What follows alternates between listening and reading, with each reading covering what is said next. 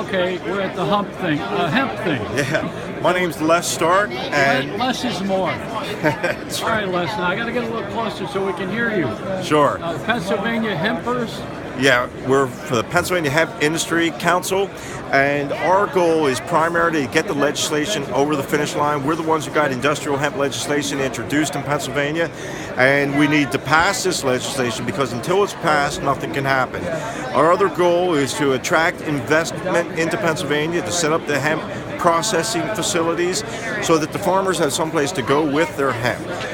We have a company from Holland who's looking into establishing a plant in Berks County or the Lehigh Valley. How about the Amish? Well, the Amish have a lot of. The Amish are really interested in hemp. I've talked to a lot of Amish people. They told me even like 20 years ago, they were saying, "Where can I get seed?" They're ready to go. They understand hemp. A lot of people think they wouldn't because the Amish are very religious and they're conservative, but they understand hemp. And They know how to grow stuff. They know how to grow stuff, and how to deliver it to market. And it's part of their heritage. Our Amish people that came here 200 years ago were growing it. A lot of them Amish and Mennonites. They own the hemp mills that process it. That's also, you're in a state where the liquor is controlled by the state. The state has liquor stores. It is. They're going to want hemp stores? Well, they're starting to reform that, and there's legislation introduced for the full legalization of cannabis that wants to make use of the state stores, especially if because the Republicans would like to see the state get out of the liquor business entirely. Well, if they do that, they could vacate the liquor business and let the state stores sell the potent cannabis. Now, our organization, Pennsylvania Hemp Industry Council, doesn't take a stance on the legalization of cannabis. We're more interested in industrial hemp.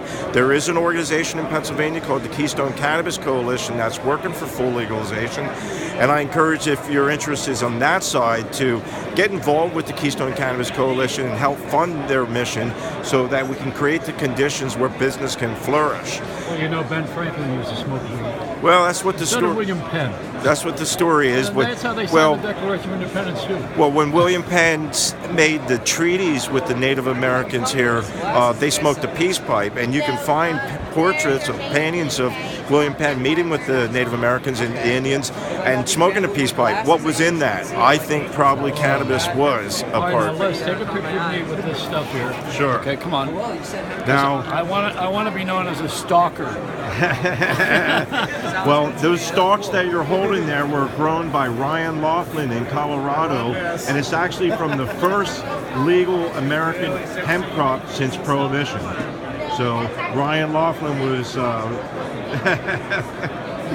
he was very helpful. Welcome to Pennsylvania. There you go.